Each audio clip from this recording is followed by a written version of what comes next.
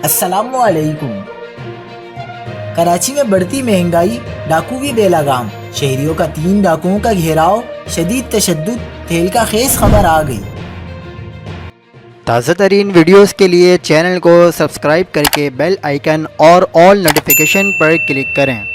آپ کو بتاتے چلیں کہ صوبائی دارالحکومت کراچی کے علاقے اورنگی ٹاؤن سیکٹر 11:30 میں شہریوں نے 3 ڈاکوؤں کا گھیراؤ کر لیا۔ کراچی پولیس کے مطابق شہریوں کے تشدد اور فائرنگ کے نتیجے میں ایک ڈاکو ہلاک جبکہ اس کے 2 ساتھی فرار ہونے میں کامیاب ہو گئے۔ پولیس نے فرار ملزمان کی گرفتاری کے لیے کارروائی کا آغاز کر دیا ہے۔ پولیس نے بتایا کہ ہلاک ہونے والے ڈاکو کی شناخت راکب کے نام سے ہوئی ہے، جس کی عمر 25 سال ہے، جبکہ اس سے ملنے والا اسلحہ اور موٹر سائیکل پولیس نے تحویل میں لے لی ہے۔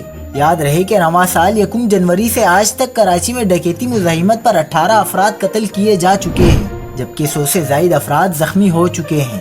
مزید خبروں کے لیے دیکھتے رہیے حق پاکستان نیوز۔